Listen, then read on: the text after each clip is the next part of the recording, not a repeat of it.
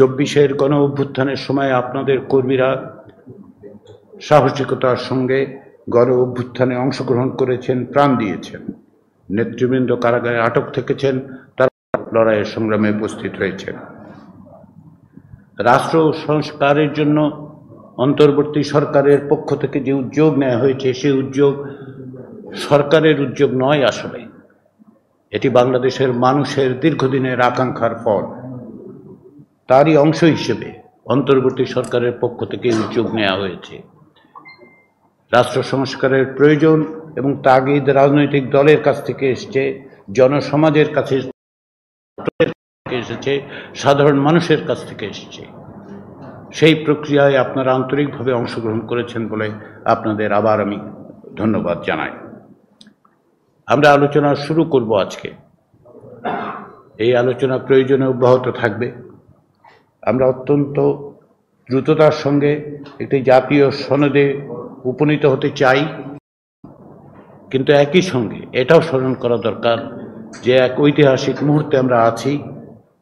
আমাদের এই সুযোগ যারা তৈরি করে দিয়েছেন, যে বীর শহীদরা, তাদের কাছে আমাদের একটি ঋণ আছে, যেন এই সুযোগ কোনো অবস্থাতে হাতছাড়া হয়ে না যায়, যেন এই সুযোগকে কেন্দ্র করে আমরা এমন এক বাংলাদেশ তৈরি করতে পারি যেখানে কোনো অবস্থাতেই কাউকে নিপীড়নের মুখে পড়তে না হয়, বিচার বা বিচার বহির্ভূত ব্যবস্থার মধ্যে যেন তাকে মোকাবেলা করতে না হয়।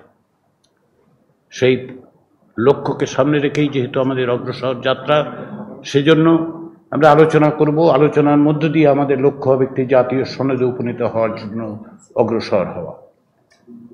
ফলে আমাদের দিক থেকে যেমন সময়ের চাপ আছে, তেমনি আমাদের একটি দায়িত্বও আছে, আমাদের প্রত্যেকের ঋণ আছে আমাদের উপর, জাতি, রাজনৈতিক দল হিসেবে আপনাদের উপর, ছাত্র জনতার উপর যে দায়িত্ব অর্পণ করেছে, আমরা আশা করি আমরা সেটা সুষ্ঠুভাবে পালন করতে পারব।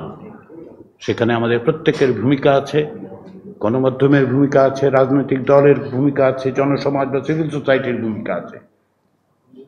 সেই কাজে আপনাদের যে অংশগ্রহণ, সেটা নিঃসন্দেহে ধন্যবাদের যোগ্য।